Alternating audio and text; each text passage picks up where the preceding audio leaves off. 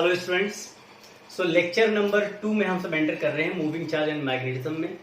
इस लेक्चर की स्टार्टिंग हम करने जा रहे हैं बायोट-सेवर्ट लॉ के सेकंड एप्लीकेशन के साथ और इसको हम लोग एंड कर देंगे एम्पियर-सर्कुटल लॉ के एप्लीकेशन से।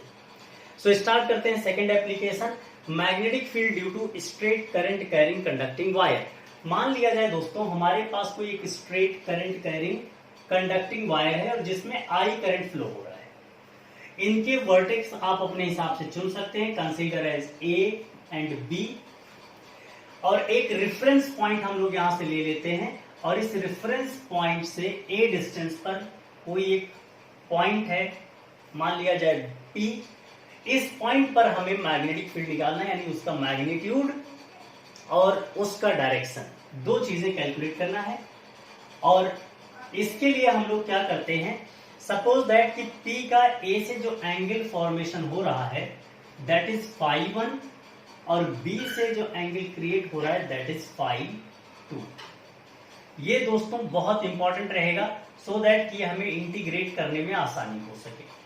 फाई 1 से फाई 2 तक हम अपना इंटीग्रेशन पूरा करेंगे। चलिए अब जरा ध्यान देते हैं। मान लिया जाए यहां ओरिजिन यानी रेफरेंस पॉइंट से L डिस्टेंस पर एक एलिमेंट लिया जिसका नाम है DL और DL से R डिस्टेंस पर P पॉइंट लाई करता है। तो जो एंगल बन रहा है R का A से दैट इज फाई और DL का R से जो एंगल बन रहा है दैट इज थीटा। इतनी बातें अगर हमें समझ में आ जाएंगी तो सारा काम हो जाएगा। ये जो L है this is the distance from the O to DL। इतनी बात समझ में आ गई, कोई टेंशन की बात नहीं। देखो करंट जा रहा है ऊपर, so magnetic field obviously will go inside the board, but कितना मैग्नीट्यूड होगा हम वहां पर बात कर लेते हैं। सो मैग्नीट्यूड सबसे पहले इस छोटे से सेगमेंट की वजह से हमने क्या पढ़ा बायोट-सेवर्ट लॉ में कि dB is equal to mu naught upon 4 pi I DL sine theta whole divided by R square. Mu naught upon 4 pi is a constant value, I current in the wire, DL वो segment जिससे तुम consider करने जा रहे हो, angle theta is the angle between DL and R, साथ में R आपको पता ही है यहां से यहां तक का डिस्टेंस। चलिए अब जरा हम यहां पर कुछ बातें और सीख लेते हैं तो काम करना आसान हो जाएगा। यहां पर साइन थीटा की जो वैल्यू दोस्त हमारे पास है, sine theta is equal to perpendicular upon hypotenuse, तो हम इसको लिख सकते हैं A डिवाइडेड बाई R। अच्छा एक बात और सोचो कि cos फाई की वैल्यू क्या होगी, बेस अपॉन हाइपोटेनस, यानी ये दोनों वैल्यू सेम है। कौन, cos फाई और sin थीटा, दोनों की वैल्यू सेम है। सिमिलरली sin थीटा के लिए तो हम बात कर लिए, अब बात हम DL के लिए करने जा रहे हैं। So let's talk about DL। DL के लिए बात करने से पहले मुझे L से बात करना पड़ेगा और यहां से हम बात कर लेते हैं because tan phi is equal to क्या है दोस्त हमारे पास, परपेंडिकुलर यानी L upon base, this is 8। So L की वैल्यू आ गया A tan फाई। अगर L आ गया तो DL निकाला जा सकता है डिफरेंशिएट करके। So DL is equal to हो जाएगा A sec square phi into D phi. It's a very simple process. tan phi का सिंपल डिफरेंशिएशन कर लिया और ये आ गया। अब हमारे पास देखो सब कुछ है यहां पर रिप्लेस करने के लिए, वैल्यूज केवल रिप्लेस करनी है और आंसर हमारे पास हो जाएगा। चलिए जरा स्टार्ट करते हैं अगेन। क्या आने वाला है दोस्त, dB is equal to mu not divided by 4 pi, I की वैल्यू एज यूजुअल, DL की जो वैल्यू आपके सामने है इसे रिप्लेस करना है।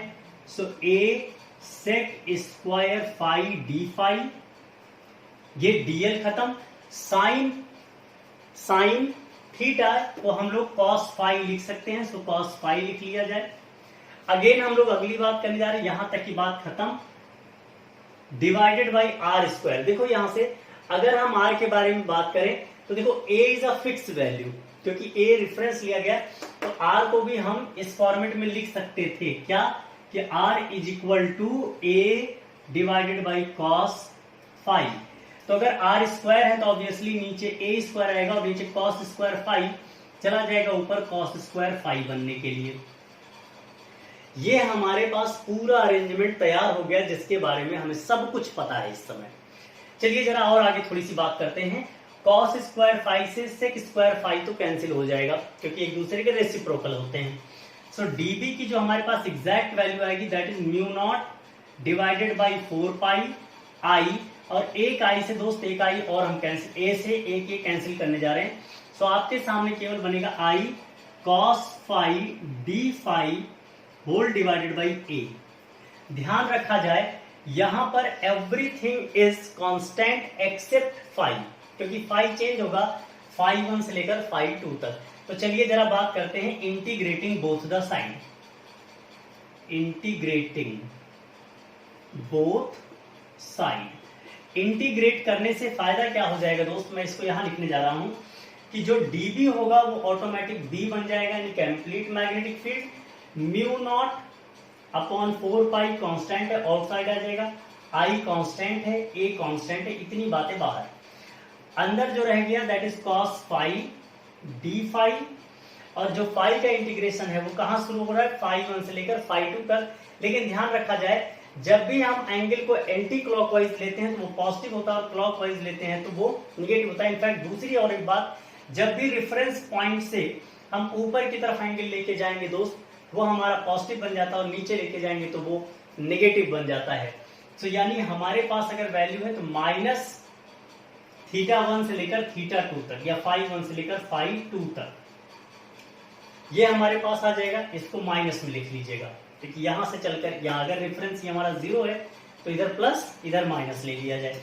ये फाइनल वैल्यू हमारे पास आ जाएगा mu not divided by 4 pi I divided by A. ये बन गया दोस्त हमारे पास साइन फाई, और कहां से कहां तक बन गया, तो फाई 1 से फाई 2 तक माइनस में। फाइनल रिजल्ट आपके पास आ जाएगा mu not divided by 4 pi I upon a, और दोस्त ये फाइनल आ जाएगा sine phi 2 minus sine phi 1, और साइन फाई 1 भी माइनस में, so minus minus becomes plus, so phi 1। In fact आप लिख सकते हैं phi 1 sine phi 1 plus phi 2, और ये बात आपके पास पूरा आ जाएगा। This is the net magnetic field for it. अब आप अपने हिसाब से इस एंगल को बदल सकते हैं, जो भी एंगल रखोगे आपको उसके हिसाब से आंसर मिलता चला जाएगा। 0 से 90 रखना है तो भी आपके पास ऑप्शन है, 90 से प्लस 90 से माइनस 90 जाना है तो भी आपके पास ऑप्शन है, सारे ऑप्शन अवेलेबल। ये क्वेश्चन को बहुत ज्यादा यूज किया जाता है। जब हम न्यूमेरिकल पार्ट में आएंगे तो आप इस क्वेश्चन की यूटिलिटी, ये कॉन्सेप्ट की यूटिलिटी को अच्छे से सीख पाएंगे, समझ पाएंगे। लेकिन ये कॉन्सेप्ट प्लीज याद करके समझ के रखिएगा, because it's really really very very good topic for you. So अगले टॉपिक में हम एंटर करने जा रहे हैं, that is ampere circular law, and hope कि आपको ये जो अगला आने वाला टॉपिक है वो बहुत अच्छा समझ में आए, क्योंकि इसकी इंपॉर्टेंस भी उतनी ही अच्छी है। So let's start ampere circular law.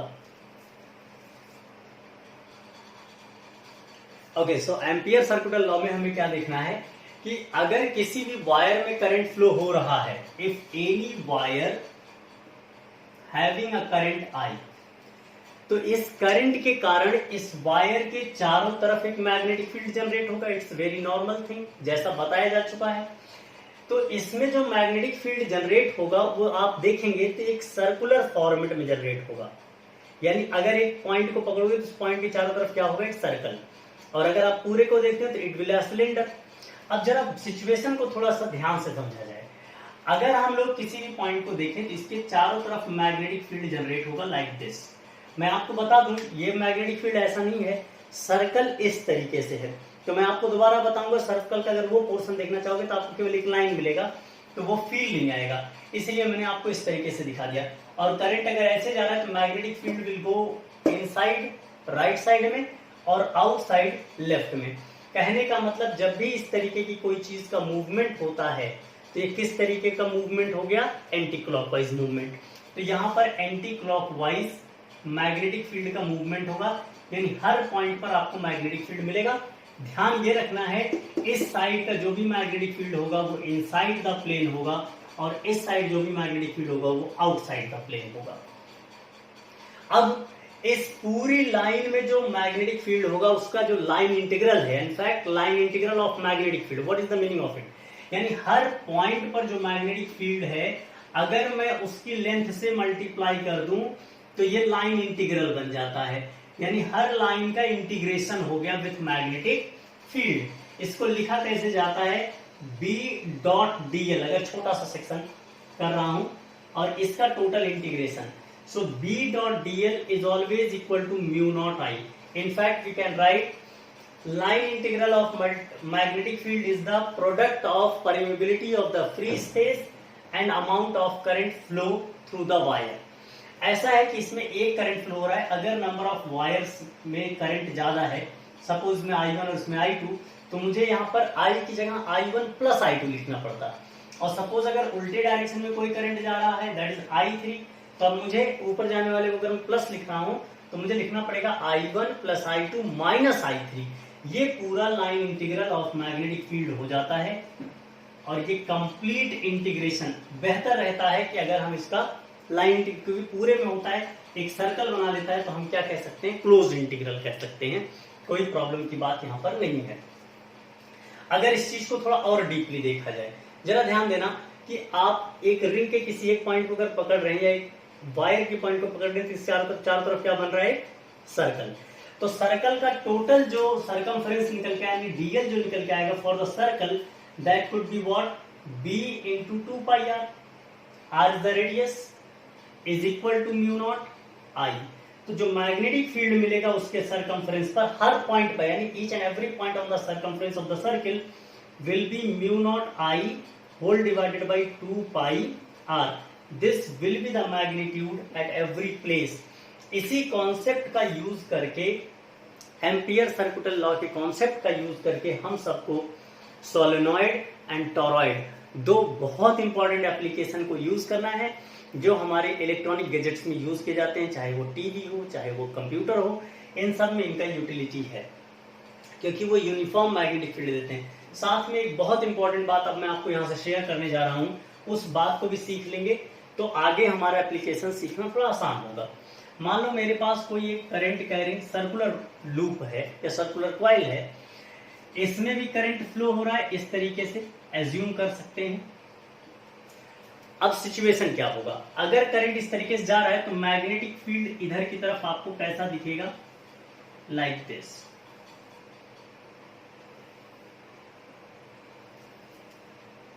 इस तरीके से आपको इस तरह दिखेगा, यानी मैग्नेटिक फील्ड आपको ऐसा दिखेगा,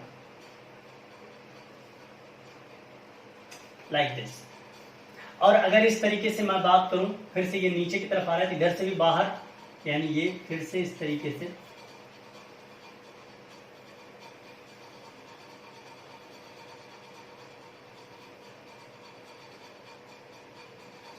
लाइक दैट।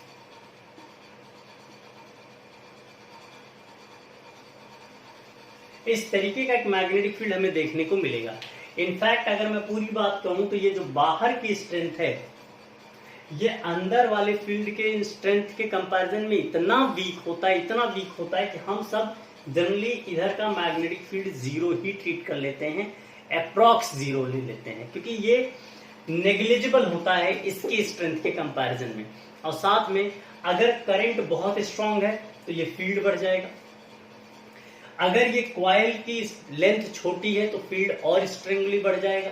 तो ये सारी चीजों को देखते हुए ऐसा भी होता है कि जो अंदर का सिस्टम अगर आप थोड़ा सा देख पा रहे हो, ये सिस्टम आपको अप्रॉक्स यूनिफॉर्म मैग्नेटिक फील्ड की तरफ ले जाता है, यानी इनसाइड द कॉइल जो करंट होता है या इनसाइड द कॉइल जो मैग्नेटिक फील्ड होता है, दैट्स यूनिफॉर्म। लेकिन अगर ये और यूनिफॉर्मिटी कैसे बढ़ाई जा सकती है, नंबर ऑफ कॉइल्स को आप बढ़ाते चले जाइए, करंट बढ़ता चला जाएगा, क्लोजनेस बढ़ती चली जाती है, सो ये यूनिफॉर्मिटी और स्ट्रांगली बढ़ती जाती है। तो इस कॉन्सेप्ट को और इस कॉन्सेप्ट को दोनों को हमको यूज करके एम्पियर सर्कुलर लॉ के एप्लीकेशन में हम लोग को एंटर करना है। सो पहला एप्लीकेशन है इसका, लिखेंगे आप सब ध्यान से, सोलेनॉइड। हेडिंग डालिएगा सोलेनॉइड। छोटे छोटे एप्लीकेशंस हैं, कोई बहुत ज्यादा नहीं है। सोलेनॉइड को कुछ लोग जनरली इलेक्ट्रोमैग्नेट भी बोलते हैं, क्योंकि जब इसके थ्रू इलेक्ट्रिसिटी पास की जाती है तो एक यूनिफॉर्म मैग्नेटिक फील्ड देता है। साथ में उसके अंदर कभी कभी लोग सॉफ्ट आयरन कोर भी रख देते हैं, क्योंकि जल्दी मैग्नेटाइज और जल्दी डीमैग्नेटाइज को कर सकता है, यानी मैग्नेटिक स्ट्रेंथ को बहुत कम टाइम में वो इंक्रीज कर सकता है। So let's start about it. मान लिया जाए मेरे पास सोलेनॉइड है, जस्ट लाइक स्प्रिंग, एकदम स्प्रिंग की शेप का आपको ये कुछ मिलने वाला है। क्लास 10th में भी इसके बारे में थोड़ी बहुत बातें पढ़ी गई हैं ऑलरेडी। मान लिया जाए कि आपने यहाँ पर कोई एक ऑल्टरनेटिंग सोर्स प्रोवाइड करा दिया। अब यहां से करंट चलना स्टार्ट होता है दोस्त, और करंट जैसे जैसे इसमें जा रहा है you can see like this. Current के जाने से अब क्या होगा, ये जितने भी पार्ट आपको दिख रहे हैं वो सारे के सारे एज अ कॉइल बिहेव करेंगे, और कॉइल बिहेव करने के कारण इसके अंदर क्या होगा, एक मैग्नेटिक फील्ड जनरेट होगा। और अगर मैं इस चीज को थोड़ा सा डीपली डिस्कस करूं और मैं ये जानना चाहूं कि नेट मैग्नेटिक फील्ड इसकी वजह से कितना होने वाला है, तो मैं एक छोटा सा सेगमेंट इसमें से लेकर इस पर स्टडी कर लेता हूं। मान लिया जाए इसकी जो लेंथ है जिसके बारे में हम बात कर रहे हैं, दैट लेंथ इज L, और इसकी जो विड्थ है वो B है। मैग्नेटिक फील्ड अंदर आपको पता ही है यूनिफॉर्म होता है, सो B ऑब्वियसली रहेगा, इसमें कहने की कोई बात नहीं है। टोटल जो नंबर ऑफ टर्न्स के लिए हम बात कर रहे हैं, टोटल नंबर ऑफ टर्न्स को कैपिटल N मान सकते हैं, और नंबर ऑफ टर्न्स पर यूनिट लेंथ को हम स्मॉल n लिख सकते हैं, that is capital N by L, we can write it. Length जहां तक तुम सिलेक्ट कर रहे हो वहां तक के लिए बात है, अगर आप पूरे को सिलेक्ट करो तो ये पूरे से भी निकल आएगा, इसमें कोई टेंशन की बात नहीं है। लेकिन जितना लेंथ चुनना उतनी लेंथ का ही आपको नंबर ऑफ रिंग्स चुनने हैं, नंबर ऑफ कॉइल्स चुनने हैं। चलिए यहां तक बात हो गई। अब अगर मुझे इस पूरी लाइन पर, जिसका नाम आप अपने हिसाब से दे सकते हैं, ABCD व्हाटएवर जो भी नाम आप देना चाहो, मैं भी लिख देता हूं सपोज PQR और S। इस PQRS का मैं complete line integral of magnetic field अगर देखना चाहूं फॉर कंप्लीट जर्नी, सो क्या हो जाएगा, line integral of magnetic field B.dl by complete के लिए ये मिल जाएगा B.dl for PQ plus B.dl for QR plus B.dl for RS and for B.dl किसके मिल जाएगा, SP के लिए, फॉर SP। ये तो पूरी बात हो गई, इस कंप्लीट जर्नी का line integral of magnetic field हमारे सामने आ चुका है। तो इस पूरी जर्नी में मैग्नेटिक फील्ड कितना होगा, एक एक के बारे में बात करने से और उनके समेशन लेने से मिल जाएगा। तो चलिए जरा यहाँ पर बात करने हम लोग जा रहे हैं। तो ये रहा हमारा B.dl, जरा इस बात को देख लो, और ये मिल जाएगा B.dl एज यूजुअल रहने देते हैं, इसको कोई भी चेंज करने की जरूरत नहीं है। यहां से B ही रहेगा, dl L के बराबर, और दोनों का डायरेक्शन सेम है क्योंकि हम लोग को क्या रखना होता है, dl आगे फॉरवर्ड डायरेक्शन में ले चल रहे हैं, so that becomes cos 0 plus. इसके लिए बात करेंगे तो आप जरा ध्यान दीजिएगा, dl आगे है मैग्नेटिक फील्ड, मतलब dl ऊपर और मैग्नेटिक फील्ड आगे है, सो अगली वाली लाइन में B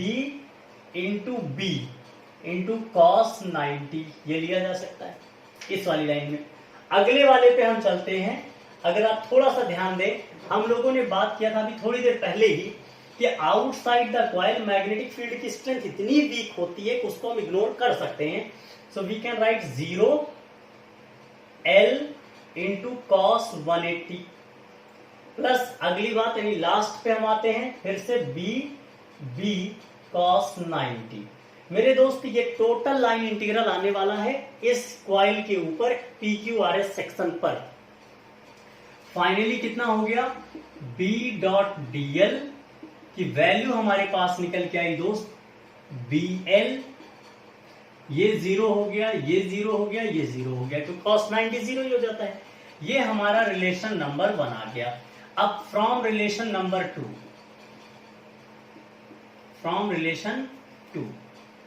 या फ्रॉम रिलेशन एम्पियर सर्कुटल लॉ वाले कॉन्सेप्ट से चलते हैं।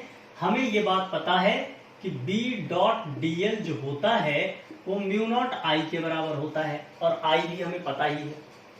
तो चलिए जरा दूसरी लाइन पर हमने बात कर लिया, अब इन दोनों को कंपेयर कर लो। So B into L is equal to mu naught I, और ये तो एक कॉइल के लिए होता है। If we have n number of coil तो आप इसमें n और ऐड ऑन कर सकते हैं, तो n आ गया। सो B की वैल्यू क्या हो जाएगी नेक्स्ट लाइन में हमारे पास mu naught I divide into n upon l. N upon l की वैल्यू स्मॉल एन से भी हम रिप्रेजेंट कर सकते हैं, और final result B is equal to mu naught n I दोस्त हमारे सामने आ जाएगा। और ये बात हो गया एम्पियर सर्कुलर लॉ में इतना मैग्नेटिक फील्ड मिलेगा। कहाँ मिलेगा? केवल और केवल इसके अंदर मिलेगा, ना तो यहां मिलेगा, ना यहां मिलेगा, ना कहीं और मिलेगा। केवल मैग्नेटिक फील्ड आपको बेटे कहां मिलेगा? Inside the coil. और ये इनसाइड द कॉइल देखो म्यू नॉट फिक्स है, जो करंट तुमने दिया है वो फिक्स कर दिया है तुमने। एन की वैल्यू फिक्स है क्योंकि नंबर ऑफ टर्न्स तुमने फिक्स करे हैं, लेंथ पहले से फिक्स है। इनफैक्ट मैं आपको ये बता दूं, ये दो चीजें तो प्रॉपर फिक्स हैं, आई की वैल्यू को हम चेंज कर सकते हैं। भाई पोटेंशियल डिफरेंस बढ़ा देंगे आई बढ़ जाएगा, पोटेंशियल डिफरेंस घटा देंगे आई घट जाएगा। So B is directly proportional to I, actually ये होता है। इस सीन को थोड़ा समझने के बाद है। अब सोलेनॉइड हमारा फिनिश हो गया। सोलेनॉइड के बाद हम अगले टॉपिक पर बात कर रहे हैं टॉरॉइड। देखो टॉरॉइड और सोलेनॉइड में कोई खास अंतर नहीं होता। सोलेनॉइड को जब मोड़ दिया जाता है और एक सर्कुलर फॉर्म बन जाता है तो यही बन जाता है toroid. Let's talk about toroid. Okay dear students, तो टॉरॉइड आपके सामने आ चुका है। जैसे मैंने आपको कहा था कि सोलेनॉइड को केवल और केवल एक बार टर्न अप कर दो, जो निकल के आता है एक्चुअली वही हमारा टॉरॉइड हो जाता है। अब इस टॉरॉइड के कारण हमें मैग्नेटिक फील्ड निकालना है। टॉरॉइड यहां आप लिख लीजिएगा। इसकी वजह से मैग्नेटिक फील्ड निकालना है। कहां मिलेगा? कहां मिलने का मतलब आपको इनसाइड मिलेगा पी पॉइंट पर। इनसाइड का मतलब कोई भी पॉइंट हो सकता है। यहाँ क्यू पॉइंट आप पकड़ लीजिए और यहाँ सपोज आर पॉइंट जो बाहर है। कहां पर आपको मैग्नेटिक फील्ड मिलेगा और कितना मिलेगा? सबसे पहले अगर हम कोई भी जनरल पॉइंट यहां ले लें पी पॉइंट पर, तो पी पॉइंट पर जो हमारा line integral of magnetic field होगा, आप मुझे बताओ इसके अंदर कितना करंट फ्लो कर रहा है। अब इसके अंदर आप देख रहे हैं ऑब्वियसली कोई करंट फ्लो नहीं कर रहा है। तो जब करंट ही फ्लो नहीं करेगा तो इसके अंदर का line integral of magnetic field क्या हो जाएगा? जीरो। तो इनसाइड यानी पी पर हम बात करें, सो बी डॉट डीएल की बात आप ध्यान से देखिएगा, that is mu naught I, और inside this I is equal to zero, so that will be zero. और ये जीरो हो गया तो obviously magnetic field overall net zero हो जाएगा। बट हमें कोई कंसर्न नहीं, क्योंकि लाइन इंटीग्रल की बात हम लोग यहाँ पर करने जा रहे हैं। सो पी की बात तो खत्म हो जाती है एट पॉइंट पी, और ये पॉइंट कोई भी जनरल पॉइंट हो सकता है बट इनसाइड द टॉरॉइड। दूसरा at point Q. At point Q, Q point कहने का मतलब ये जनरल किसी भी पॉइंट की मैं बात कर रहा हूं। तो यहां पर जो line integral of magnetic field मेरे दोस्त आएगा, सेम लॉजिक म्यू नॉट आई, बिल्कुल कोई टेंशन की बात नहीं क्योंकि आई करंट इसमें फ्लो हो ही रहा है। अब आई करंट के फ्लो होने से हुआ क्या कि ये जो टॉरॉइड है ये B dot DL, B dot DL का मतलब क्यू जैसे जितने भी पॉइंट्स हैं सबका एक लेंथ, सबका जितना भी सरकमफ्रेंस है उसकी वैल्यू। तो सरकमफ्रेंस कितनी निकल के आ जाएगी? B into 2 pi R. R का मतलब रेडियस यहां से यहां तक का, और ये हो गया दोस्त म्यू नॉट आई। अब चूंकि एक कॉइल है तो केवल एक, और एन नंबर ऑफ कॉइल है तो एन लगा देने में कोई हर्ज नहीं है। अब फाइनल हमारे पास आ गया कितना? जो मैग्नेटिक फील्ड है इसकी एग्जैक्ट वैल्यू आ जाएगी mu naught I capital N divided by 2 pi are.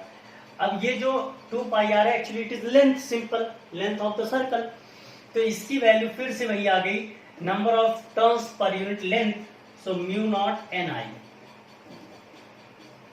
Mu naught n I. ध्यान इतना ही रखना है कि सरकमफ्रेंस होता है और कुछ बात यहां पर नहीं है। तो चलिए आगे बात करते हैं at point R. At point R, R point पर देखो बहुत ज्यादा दिमाग लगाने की वैसे भी जरूरत नहीं क्योंकि बी डॉट डीएल के बारे में हम बात करने जा रहे थे, और बी ऑटोमेटिक जीरो होता है outside the coil. B is equal to zero, और जब बी जीरो हो ही गया है तो बी डॉट डीएल तो जीरो होना ही है, इसमें कोई कहने की बात नहीं है। यानी टॉरॉइड के बाहर का जो line integral of magnetic field होता है वो भी हमेशा ही जीरो होता है। सो ये पूरा का पूरा पार्ट हो गया, यानी नेट जो मैग्नेटिक फील्ड होगा inside the toroid, it is actually the total number of total magnetic field and that is B is equal to mu naught n I. तो ये सारा का सारा पार्ट आज हम लोगों ने मैग्नेटिक फील्ड से रिलेटेड क्लोज कर लिया। मैग्नेटिक फील्ड का डायरेक्शन, मैग्नेटिक फील्ड का मैग्नीट्यूड। अगला जो हमारा सेगमेंट है उस सेगमेंट में हम सबको मैग्नेटिक फोर्स डिस्कस करना है। सो लेक्चर नंबर 3, लेक्चर नंबर 4 में भी ये 2 लेक्चर हमारे जो आने वाले हैं वो इसी से रिलेटेड होंगे, मैग्नेटिक फोर्स से।